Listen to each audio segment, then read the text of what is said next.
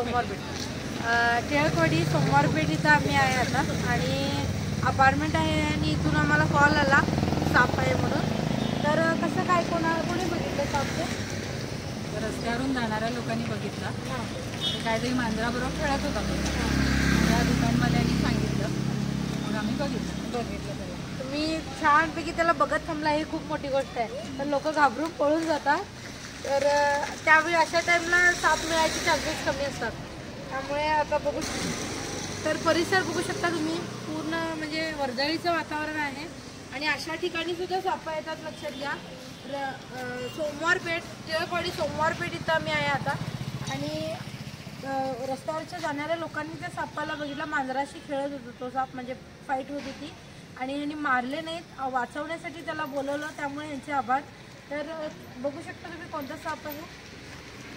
तुम्ही ओळखला सापाला? कुठला साप आहे समजलं? नाग साप आहे, कोबरा आहे, कळालं तुम्हाला? ही खूप मोठी फणा काढला होता काय? फणा काढला अर्थातच नाग असणारच आहे आणि याच्यावरूनच लोक ओळखतात. आणि तुम्ही बघू शकता थोडासा वीक पण वाटायलाय साप, कारण तो फाईट खेळल्यामुळे असेल किंवा नॅचरलीच तो वीक सुद्धा असू शकतो.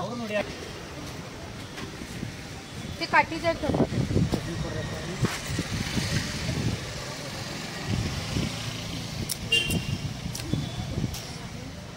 तर तो साप थोडासा वीक वाटायलाय. याचं कारण असं आहे की छोट्या पिलांना खायला वेळोवेळी मिळत नाही आणि त्यामुळे त्यांना खूप संघर्ष करावा लागतो. अर्थात त्यामुळेच तो साप थोडासा वीक पण असू शकतो नॅचरली.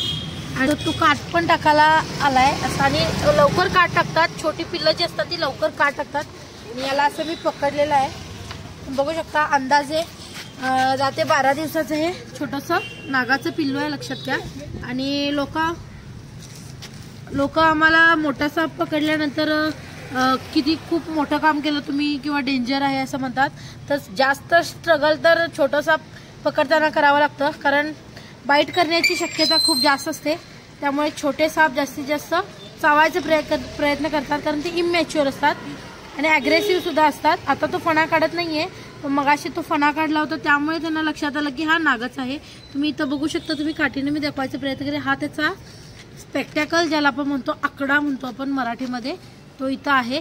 त्यामुळे जरी सापाने फणा नाही काढला तरी आपल्याला ओळखता यायला पाहिजे की कोणता साप आहे.